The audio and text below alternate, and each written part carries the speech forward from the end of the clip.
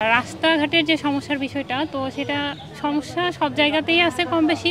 দেখা যায় যে একেক জায়গার সমস্যা একেক রকম। তো যেখানে আমাদের হচ্ছে ট্রান্সপোর্টের সমস্যাটা, কিছুদিন আগে দেখা গেছে যে অটোচালিত রিকশার কারণে একজন আমাদের শিক্ষার্থী মারা গিয়েছেন। যে কারণে আমরা অটো এটা হচ্ছে বন্ধ করার নির্দেশ দেওয়া হয়েছে। এ কারণে হচ্ছে বন্ধ হয়েছে। এর মধ্যে হচ্ছে কার্ট চালু করা হয়েছে। তো যেহেতু কার্টের পরিমাণ অনেক কম, যে কারণে শিক্ষার্থীরা পর্যাপ্ত যেখানে যাওয়ার যে জায়গা, সেখানে হয়তো যেতে পারতেছে না।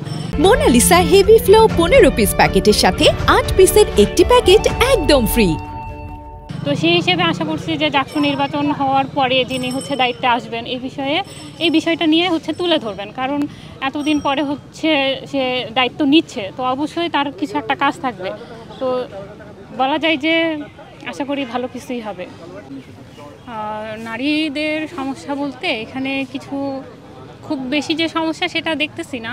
কারণ এখানে দেখা যায় যেহেতু নারী শিক্ষার্থীর পরিমাণ অনেক বেশি, যে কারণে এদের সিকিউরিটি নিয়ে খুব একটা সমস্যা পড়তে হয় না।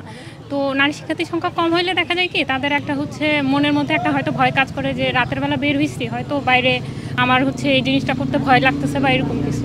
কিন্তু যেহেতু হচ্ছে প্রচুর দেখা যায়, আমরা রাতেও দেখি নারী শিক্ষার্থী অনেক বের হচ্ছে, যে কারণে দেখা যায় যে তাদের এই ভয়গুলো খুব একটা কাজ করে না।